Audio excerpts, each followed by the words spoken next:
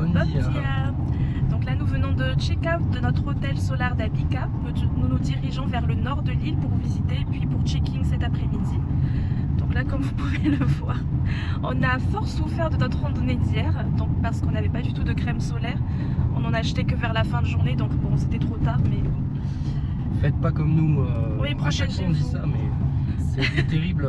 En fait, l'indice UV pour le mois de mars au niveau de Madère, vraiment regardez l'indice UV, c'est le plus important parce qu'en Europe l'indice UV en ce moment est très faible. Et hier et aujourd'hui l'indice UV est de 9. Donc vraiment regardez un maximum l'indice UV de la destination où vous allez, c'est hyper important pour ensuite vous protéger au mieux. Et concernant Solar d'Abika, honnêtement on vous recommande à 100%.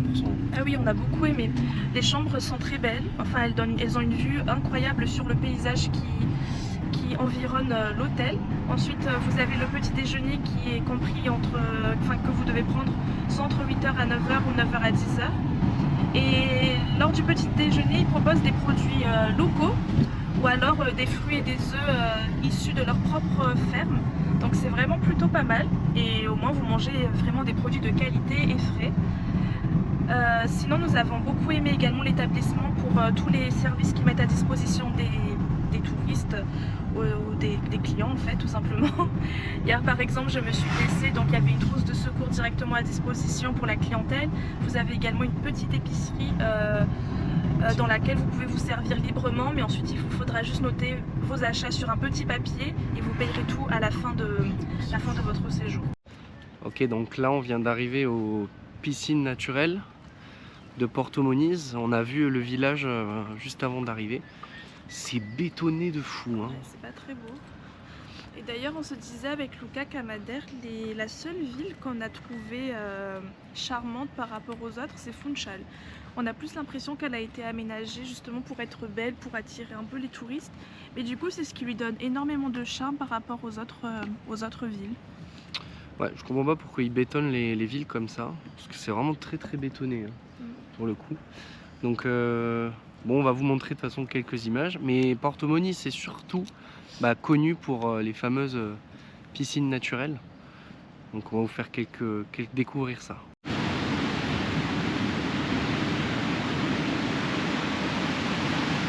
La mer est déchaînée ce matin.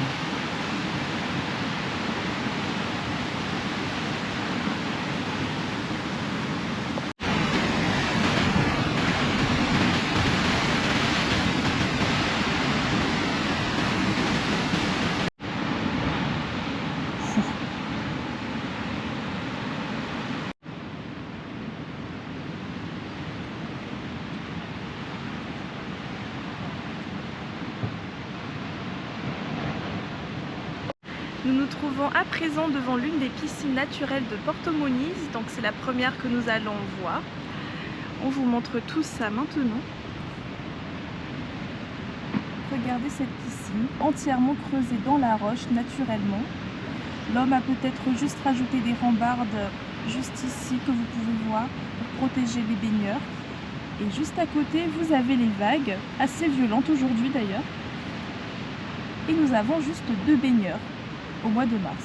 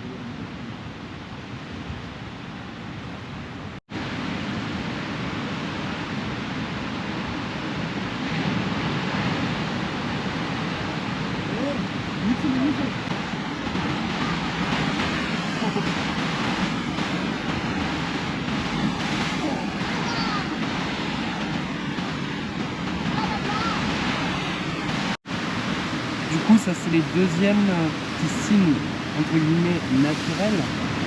Comme vous pouvez voir, elles sont beaucoup plus aménagées et Bah, c'est pas très beau, hein, c'est pas très esthétique. Un peu plus accessible à tout le monde, pour les enfants également. Mais je préférais quand même les premières. Et toi? Je préfère les premières aussi, et en plus les premières sont gratuites, alors que celles-ci sont payantes parce qu'elles assurent plus la sécurité, on va dire, des baigneurs et surtout des enfants. Porto Moniz, dans son ensemble, le village est pas très beau, c'est très bétonné, comme vous pouvez le voir, comme beaucoup de villages sur la côte. Par contre, l'océan en face vaut vraiment le détour, juste pour admirer les paysages et les vagues qui se brisent sur les rochers.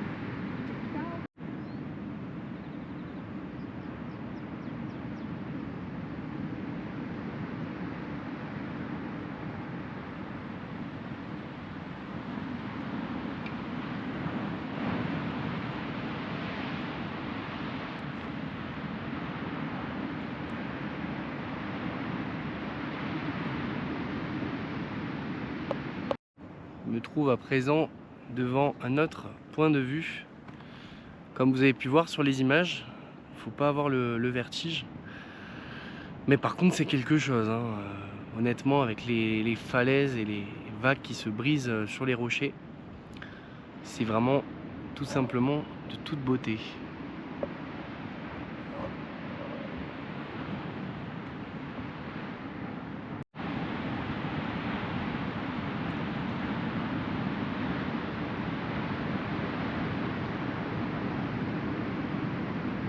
T'as pas pu descendre jusqu'en bas alors? Non, ça fait un peu trop peur. En fait, ça tombe à pic et on voit pas du tout qu'il y a qu'il y a de la terre qui retient en tout cas la plateforme sur laquelle on est, donc ça fait un peu peur. On a l'impression que la terre va se dérober sous nos pieds. Et Je crois que t'as juste le vertige en fait. Non, mais même la terre, elle est un peu friable, donc même avec de bonnes chaussures, ça glisse un peu, donc ça fait un peu peur. Vraiment, moi j'ai peur des descentes, donc c'était compliqué pour moi. Honnêtement, je fais le malin aussi, mais j'ai fait des images parce que vraiment j'avais envie de faire des vidéos, c'était tellement beau, mais si vous avez le vertige, ça fait très très peur. Donc faut porter de bonnes chaussures, et si vous avez le vertige, bah, n'y allez pas, parce que sinon vous allez avoir l'impression de tomber dans le vide.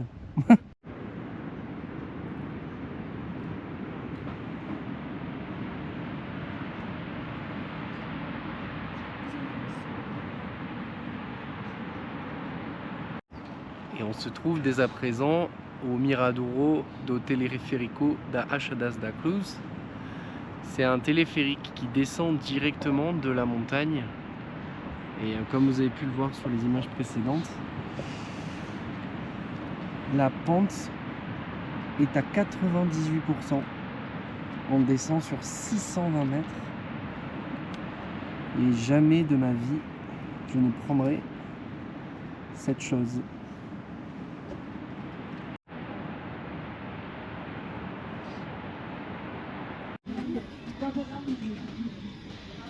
Ah, tu vois en bas, t'as pas envie de le faire. Hein. Oh là là. Ça reste droit, mais même, c'est comme si tu tombais. Hein. Oh là là, oh non, mais c'est pas possible.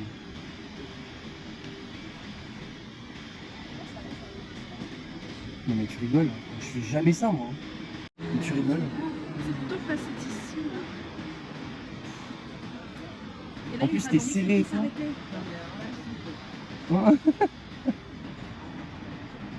Oh, mais il s'arrête presque là. Il y a des gens. Non mais c'est trop flippant. On voit qu'il y a un bout de vitre cassé. Moi je ferais pas du tout ça. T'as vu le câble comme il est fin?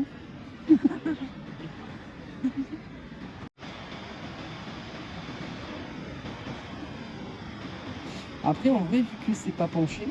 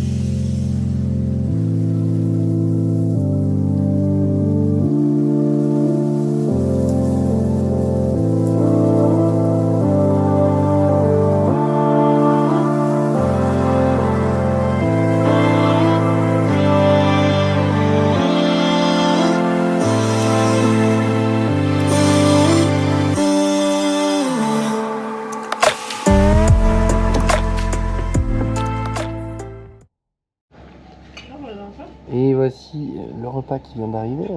Petite brochette de bœuf. Brochette de thon pour toi, c'est ça?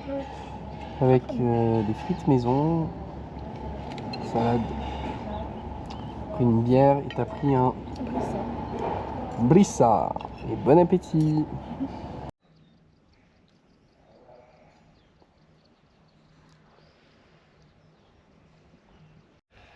Cet endroit avait juste l'air magnifique, mais malheureusement, il s'est passé quelque chose qui n'est jamais arrivé depuis que j'utilise booking.com. Le patron avait fait de l'overbooking. L'overbooking, c'est quand il attribue plus de chambres d'hôtel qu'il en dispose. Donc, il nous a annoncé qu'il ne pouvait pas nous loger pour les 2 nuits auxquelles on avait réservé. Donc, j'ai contacté booking.com pour qu'ils trouvent une solution. Ils me remboursaient le prix de la nuit de l'hôtel si je trouvais quelque chose de plus cher. Donc ils me remboursaient la différence. Donc nous avons réservé un hébergement environ dans la même catégorie de prix, un petit peu plus cher, mais comme Booking nous rembourse, ça ne nous dérange pas forcément. Donc nous allons loger à Ribera Brava et c'est environ à 30 km d'ici. C'est toujours sur la côte nord. On va plus traverser cette fois-ci la côte. On va vraiment longer la côte vers le sud. Et du coup, ce qui va vraiment manquer, c'est le coucher de soleil. Parce que là, le coucher de soleil, le soleil, il est ici. Et il va se coucher comme ça. Donc on pourra malheureusement pas le voir sur notre prochain hébergement. C'est dommage, ça avait l'air d'être un bel endroit. Mais qu'est-ce que vous voulez? Parfois, en vacances, il y a des choses qu'on ne peut pas forcément maîtriser. Et ils ont été très très gentils. Le boss nous a carrément offert le repas. Donc on a voulu payer à la fin, mais ils n'ont pas du tout accepté. Donc on n'a pas insisté. Et au moins, il a fait un geste commercial, c'est déjà très appréciable. Puis on va pas se plaindre.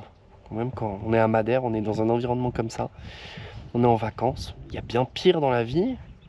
On dort ce soir dans un autre hôtel, tout aussi beau, je pense. Et puis voilà, ça va être génial.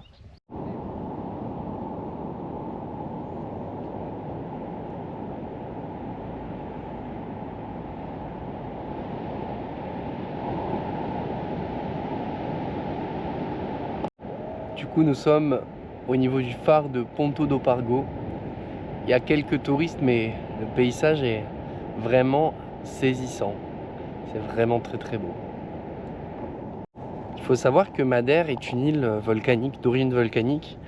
Donc si vous souhaitez venir à Madère pour profiter de ces plages, vous ne serez pas forcément servi. Parce que Madère, c'est une île où il y a énormément de falaises à pic qui tombent directement vers la mer. L'île possède quelques plages de sable noir, relativement rares. Et pour les plages, il faut aller vers Porto Santo. Nous n'irons pas pendant ce voyage parce que nous n'aurons pas le temps. Mais si vous souhaitez profiter des plages, c'est là-bas où il faut aller. En attendant, on est quand même bien servi, même si il n'y a pas les plages.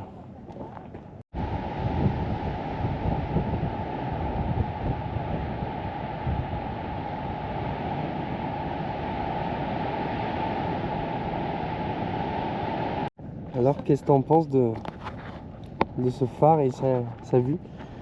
Magnifique, mais nous ne sommes pas au nord, nous sommes à l'ouest de Madère. Nous ne sommes pas vraiment au nord-nord. C'est très très beau, vraiment, on en prend plein la vue tous les jours. Là-ci, tu vois, ça a plus de charme que Camarade de Slobos. Du coup, notre chambre avec une très très belle vue quand même et un petit balcon.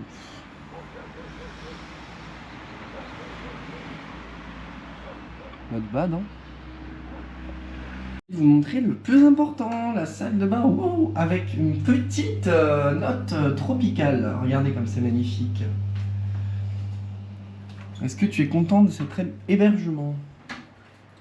Oui. Oui. Oui, en vrai, il est bien, mais la rue, elle a l'air un peu bruyante quand même, et puis ça a l'air d'être un endroit assez touristique pour les locaux en tout cas. Ouais, en tout cas, il y a plus de monde sur la route, on a croisé énormément de monde. C'est pas très calme. Non, c'est pas très calme, c'est sûr. Mais bon, c'est quand même pas mal. On va pas faire les difficiles. Non, C'est vraiment sûr. pas mal. On est quand même un peu deck parce que quand on est allé voir le phare, en fait, c'était à 200 mètres de l'endroit où on logeait. Donc, c'était beaucoup plus calme, ouais, effectivement.